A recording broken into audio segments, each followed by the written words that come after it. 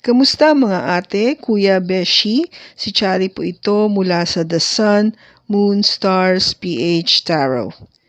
Ipapaalam ko lang po na ito po ay isang general read o pangkahalatang pagbabasa at maaring hindi lahat ay magtugma sa inyong sitwasyon. I-check din nyo ang inyong Moon, Rising at Venus sign. Baka doon mas tumugma ang read para sa inyo. At kung ang mensahe ay tama sa inyo, paki-like lang po at mag-subscribe kung hindi pa ninyo ito ginagawa. Okay, mag-umpisa na po tayo.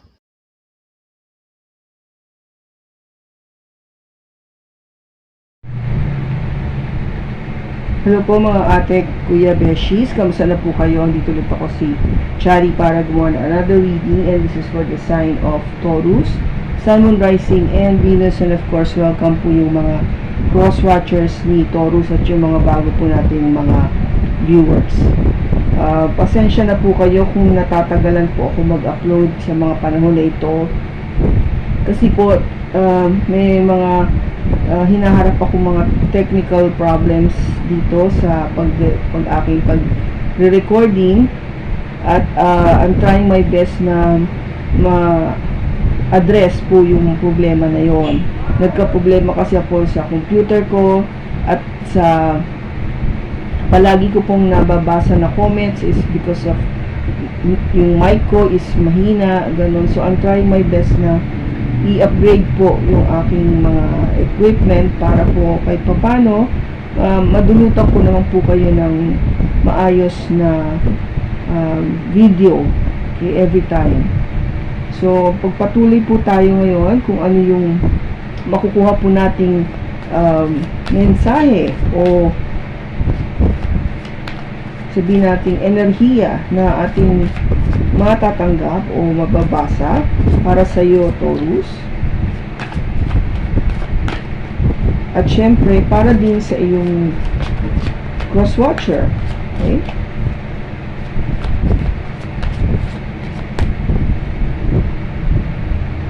It says here, childhood trauma. Okay, so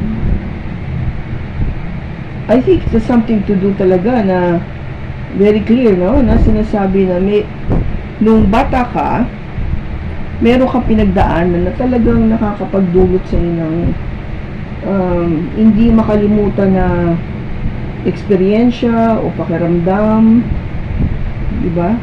It's trauma kasi is parang nadala ka nadala. Yung feeling na hindi mo makalimutan yon, no? Hindi mo makalimutan, hindi maalis sa iyong isipan. Parang you cannot get over that particular experience or feelings, kung ano man yung naging trauma mo nung maliit ka.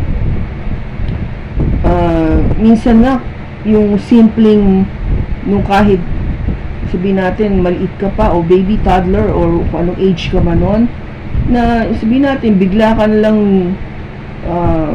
sabihin natin hinulog sa tubig, o bigla kang ginulat na, o kaya may kumahol sa yung aso, natakot ka, yung mga ganon. Yung ganon kasimpleng bagay, it somehow brings already that trauma in you, no? Though sabihin natin very mild, but it's still a trauma. Okay, so other forms of trauma kasi syempre yung medyo matindi na, no? Yung ba na experience mo o na witness mo kung paano nawala ng buhay yung nanay or tatay or kapatid or something na very close to you, na though alam natin na bata pang yung pag-iisip, but I think it is something na very yung hindi mo talaga na-expect na mangyayari at na-witness mo yon. That is the point, na-witness or na-experience mo yung pangyayari na yun na hindi maganda. Okay? So, kung ano man ito, Taurus, let us see kung ano yung lalabas sa tarot para dito sa childhood trauma. Kasi when it comes to love life, it could be na may parang factor, no, that would affect your relationship. Kasi kung yung trauma mo is related to sa iyong relationship now, then makaka-apekto talaga.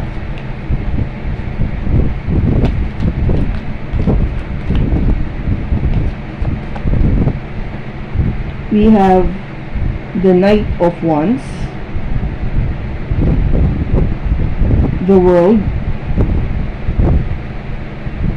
the Chariot, Four of Cups, or the Moon. Bottom niya is the Two of Pentacles. Okay, so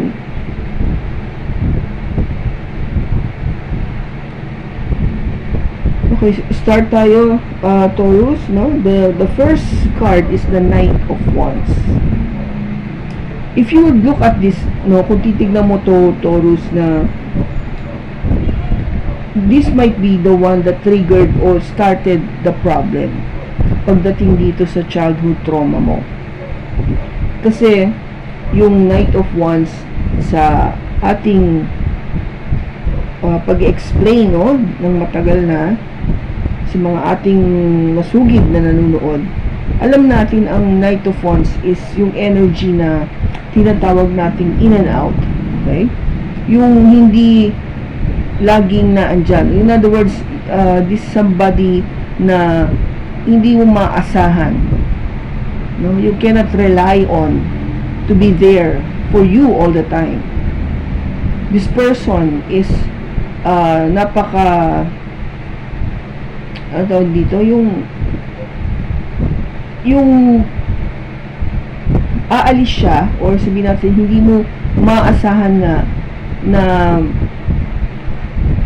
palagi na naandyan sa tabi mo para bigyan ka ng suporta, no? Or bigyan ka ng pagmamahal, no? Even love, not just attention but also love. So it might be, no, somebody from your past that brought this trauma. Kasi kung meron siyang characteristics na hindi maasahan, no, not consistent, yung ba sa English, hindi siya consistent, hindi siya palagi na andoon, that might be brought that trauma in you, no, nung sabihin natin bata-bata ka pa. Especially kung yung panahon na yon kailangan mo siya, no? Yung presence niya kailangan mo, but somehow because nga yung energy nitong person na to yung ganon na sinabi kong wala, no? May time na wala talaga, naano ka kung gaba para bang nasaktan ka, na disappoint ka, and it probably, sabihin natin, the worst time to be not present or not being by your side, no, to help you.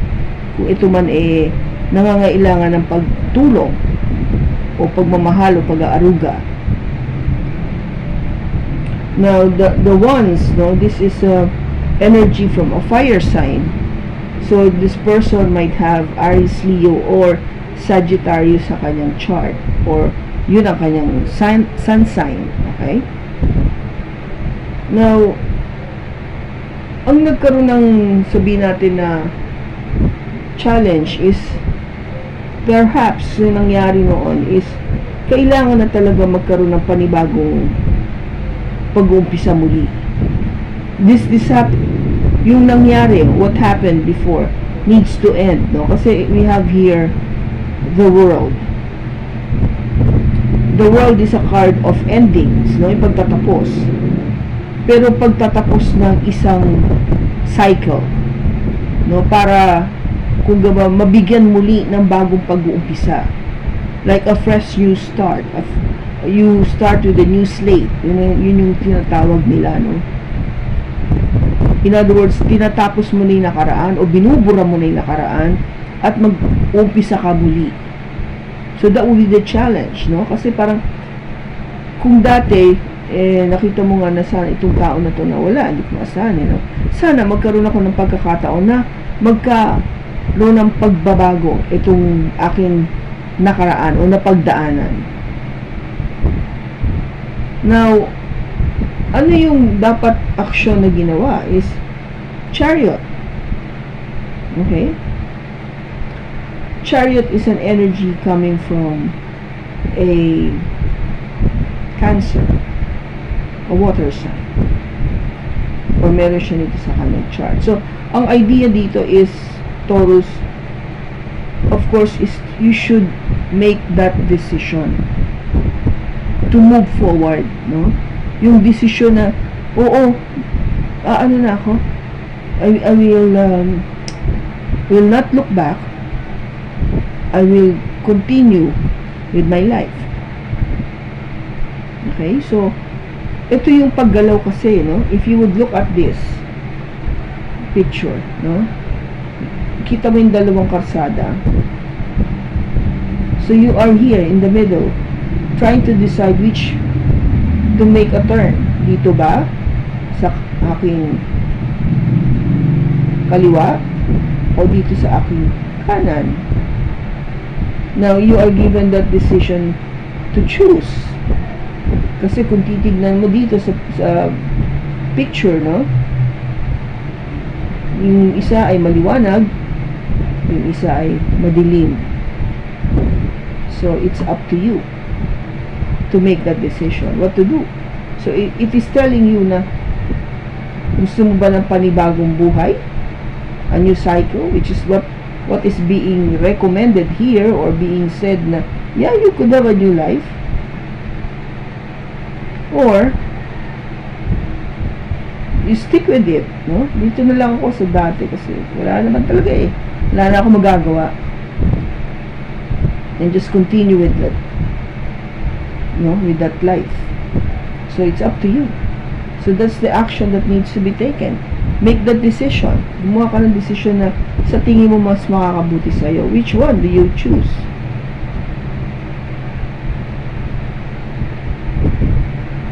Of course, with that decision in mind, Taurus, you have to have that intention. Ano bang intention mo? This is the Four of Cups. You wanted to have that new love, no? Sa bagong pag-uumpisa, no, with a new beginning, syempre hindi lang bagong pag-uumpisa, but a new relationship, a new thing, no? Bagong pagmamahalan. Kung merong kulang dito, you're hoping with this new beginning to have that love. Okay? Kasi you're holding that cup, no? Tinititigan mo na eh. Ito yung gusto ko eh.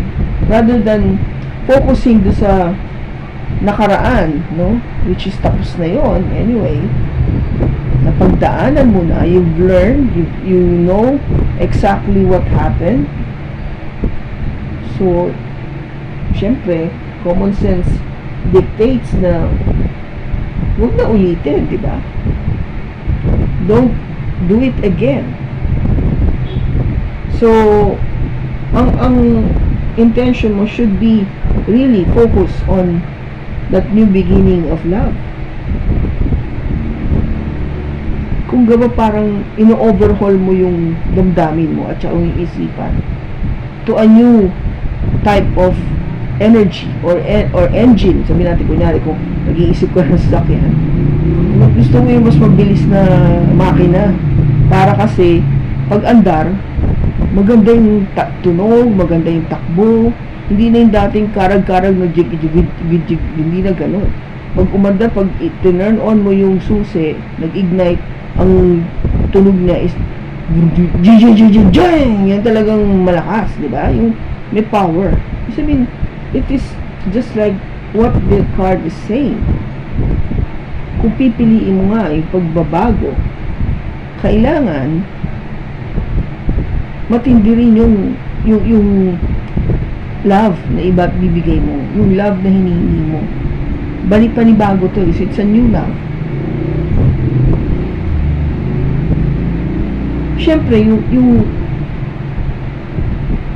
inaano mo dito, hoping na maging outcome nitong reading na to is something na talagang unknown. Okay? Kasi this is the moon, energy coming from Pisces. Ang moon gives us that a little bit of light, no? merong ilaw na binibigay sa kanya. Pero, hindi ganong kasing liwanag kung ito ay araw. Okay? If it's the sun, no? The moon shines at night time. Sa gabi siya nagkumikinang o nagbibigay ng liwanag. Para lang enough for us to see something. Hindi lahat. Kasi gabi. Diba? So, may mga bagay dito ang sinasabi sa'yo na yung kagustuhan mo na, oo, magkaroon ako ng panibagong pag-uumpisa. Marami pa rin bagay na hindi mo alam what would happen next. And I guess, which is true, kasi lahat naman tayo, we don't know what's gonna happen next. Diba? We can only hope and pray that things will turn out to be okay, di ba? Na maging maganda, sana maging maganda, sana maging maayos, tahimik, successful, di ba? Yun yung that's the one that we are praying for, thinking about, or making that manifestation. Kaya this is just okay, and trying to be, mga ba sinasabi sa'yo, honestly, no, hindi sasabihin sa'yo ng cards, honestly, or message dito is, oo, you will have that clarity, you will have what you are asking for, but of course there will be still things that will be unknown to you, you know, parang syempre habang tumatagal may mga bagay na hindi mo pa alam kung ano parating, and that's the time that I believe, no, you continuously pray for this na maging maayos. This is not a bad card kung titignan mo. It is just trying to tell you to be more of a on the realistic side, sa totoo lamang, no? At the same time is syempre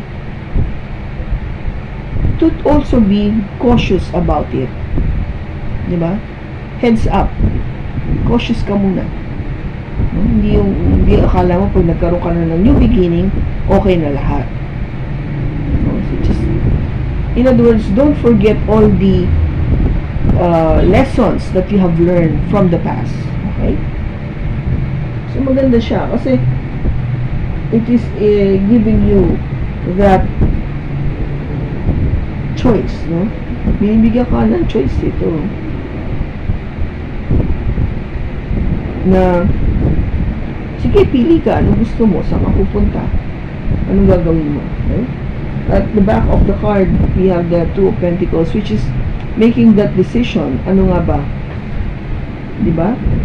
You are being given to be wise in terms of prioritizing what is important to you, kasi ang Two of Pentacles is really trying to balance things, no? But unfortunately, you cannot. One has to be up and the other one has to be down. So by doing that, diba, you're trying to weigh things which is more important to you. Ano bang mas importante? Obvious, bibigyan ko ng halaga ngayon. Okay? So that it is a decision. It is a decision that you need to make. Okay? So clarify natin, tignan natin yung Knight of Wands. Bakit andito yung Knight of Wands?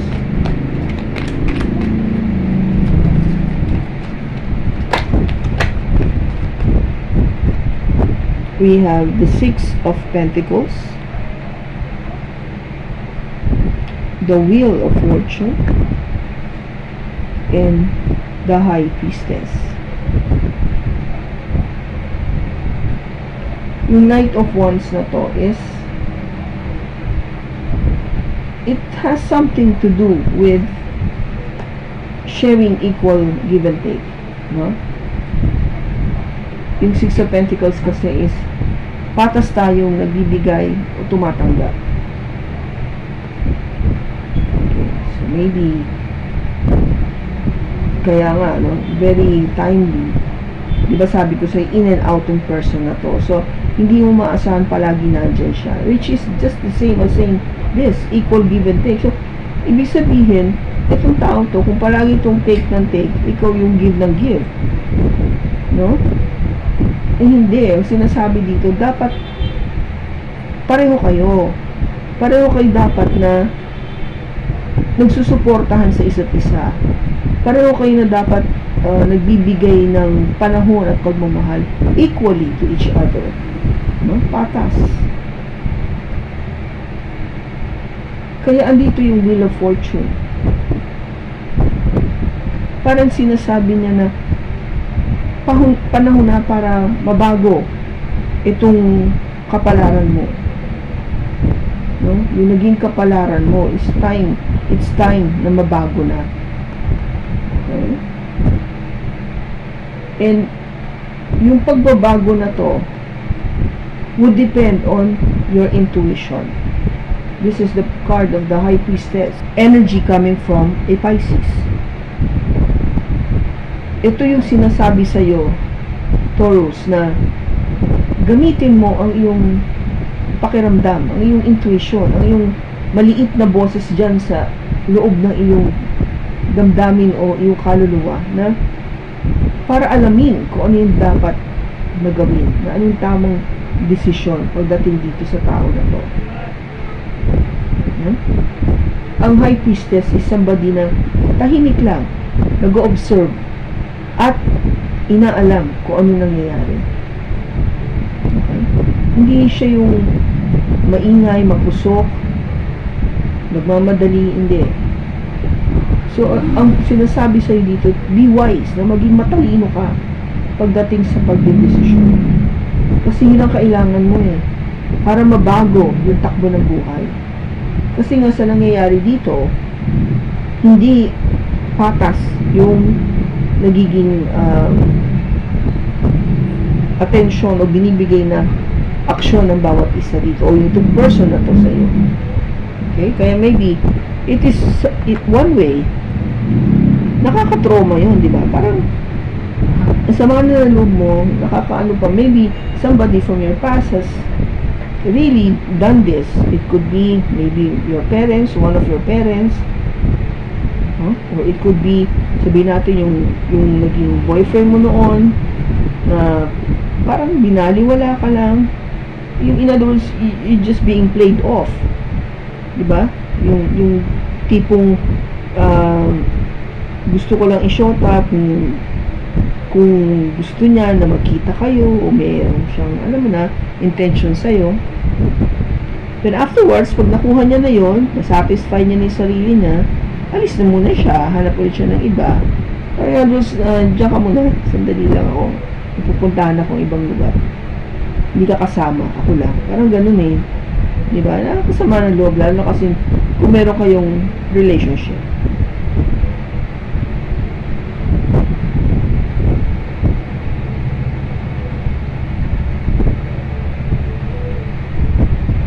Now, i-ano natin, clarify natin. Bakit andito yung Four of Cups? Bakit andito yung Four of Cups?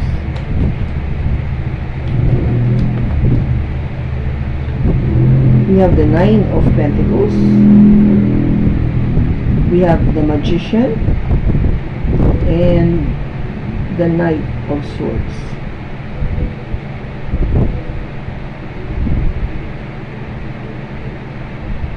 Dito, di ba, you are in a way manifesting, no? Iniisip mo na kasi na ito yung gusto kong klase ng pagmamahal, no? Hindi katulad ng mga nakaraan ko. So you are thinking about it, no? But also at the same time, you are thinking of magpayaman na lang kaya ako sa sarili ko.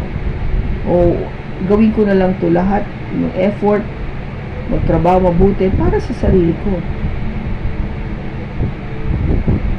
You know? Siyempre kasi parang at least pag sarili ko napundar ko lahat, nagustuhan ko yung lahat ng gusto ko, mabibili ko, masusunod ako, lahat sa akin. Dahil ako naman nag-effort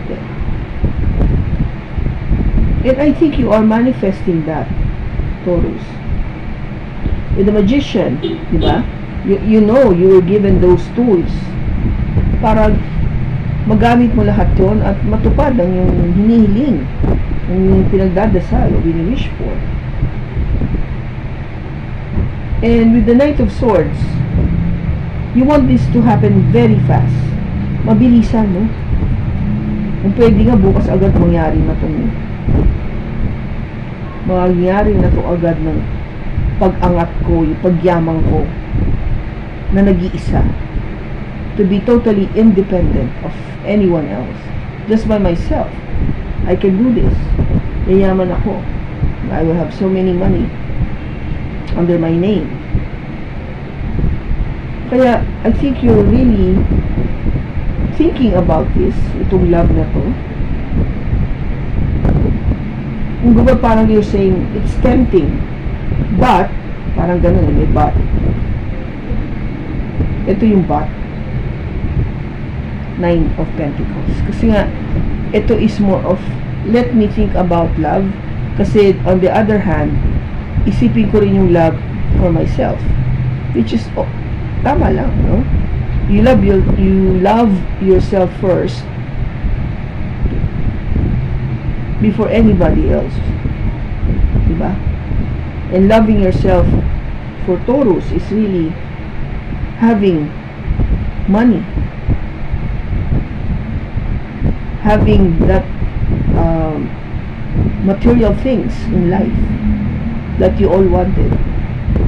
Para kung gaba, it is a way for you to measure yung success mo sa buhay by having all those material things that you wanted.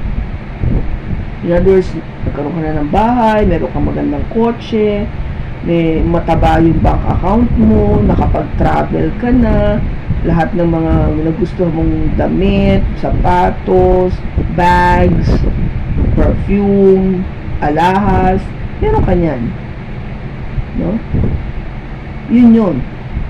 If you can, kung ba parang acquire all of those that I mentioned without any difficulty, then it means you have targeted that success in your life, no? Na-target mo yung success na yun. Yun yung iniisip mo dito. Now, bakit andito yung moon?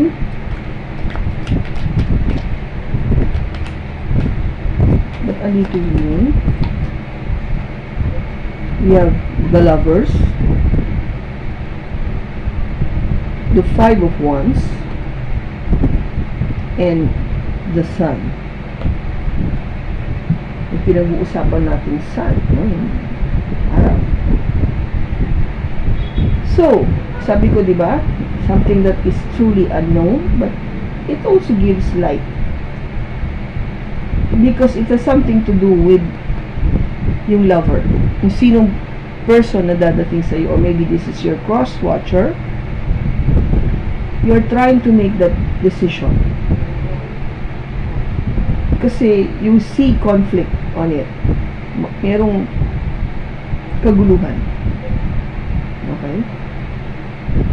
It could be a internal conflict or external conflict. Depende na on your situation. Take it as it resonates. Okay? So if it's internal conflict, then something to do with you or just a person mo. But if it's something to do with external conflict, then it might be something to do with, sabihin natin yung family mo, family niya, yung group of friends mo or group of friends niya, yung job mo, your career, or yung job niya o kanyang career. Okay? So that is, kung gaba parang yung mga possible reasons for this conflict. And you have to work it out, no? Kailangan mo work out yung conflict na yun as much as possible. Kasi pag hindi mo na work out, of course, you cannot have this happiness. It is the sun, sunshine, happiness, success, clarity. Diba? It is totally, if you can see, no? Yung difference ng dalawa, the moon and the sun. totally opposite. Pareho sila nagbibigay ng liwanag, pero syempre, mas maliwanag yung araw. And I'm sure 100% of you would like the sun. This is an energy coming from a Leo. Especially now, this is the Leo season. Nandito ngayon tayo sa Leo season, kaya you wanted to be happy, no? That's why kung meron ka man, no, if you are thinking about this lover or this person na cross-watcher natin, you see that there will be conflict. You have to make sure that maayos nyo to, no? Ayusin nyo yung conflict na yan para magkaroon kayo ng kaligayahan. So things will be clear and happy. Yun yun eh. Para mawala na tong agam-agam, no? Yung uncertainty, yung things that are unknown, no? Yung kung ba di ka sure, kasi nga merong conflict. Okay? So, tanong natin, maayos ba itong conflict na to? Maayos nyo ba itong conflict na to? Maayos ba yung conflict na to?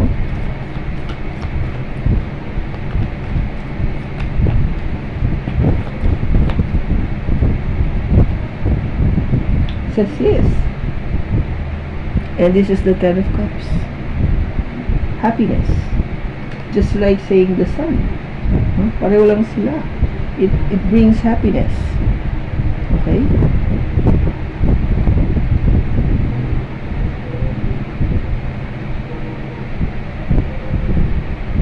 So maybe I put it there. Maayos yun na. Just you know, I think you need to talk. Kung ano man yun. If it is something to do na, parang nga maalis din yung trauma mo. If you have that feeling of trauma na yung ganitong klaseng tao na experience mo na before, so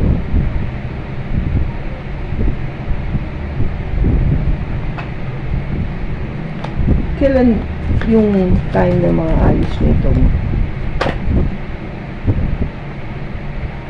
It says you release all expectations. Okay, can you see this? Release all expectations. So yun yung dapat mong gawin in terms of timing. Walang expectation, just do it, no? Gawin mo na. Huwag na maghintay pa, huwag na magpatumpik-tumpik pa para kung ba tuloy-tuloy, no?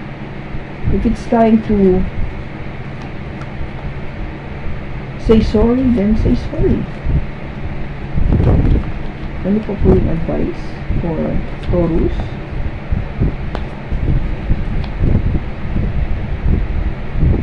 It says your loneliness. I know that I am never alone. Okay? So, if there will be times, no, kung nagkaroon ka man ng pagkakataon noon sa past, na malungkot ka, ngayon, syempre, masasabi mo na, if you were able to fix this conflict, and of course, yung last card natin is here is the Sun, then you will never be lonely. Diba? Hindi ka malulungkot. You're never being alone. Hindi ka mag-iisa. Kasi, kung gawa, inayos mo naman eh. There is somebody in your life. You just need to work on that conflict. Diba? Kung wala ka naman dati before, I think somebody will be coming into your life para magkaroon ka nga ng relationship. But somehow, yung umpisa kasi hindi madali eh. Kasi maybe what you have experienced sa past that brought some trauma in you, kaya medyo difficult to be getting into a relationship or trusting somebody right away. Parang ganun yung ano dating. Okay? So, kung sino man itong Taurus na nakuha natin yung energy sa pagbasa na to. Sana nakatulong ito ng malaki sa iyo. Maraming salamat sa pagsama mo sa akin sa pagbasa na to. Sa susunod po muli, ingat ka and God bless.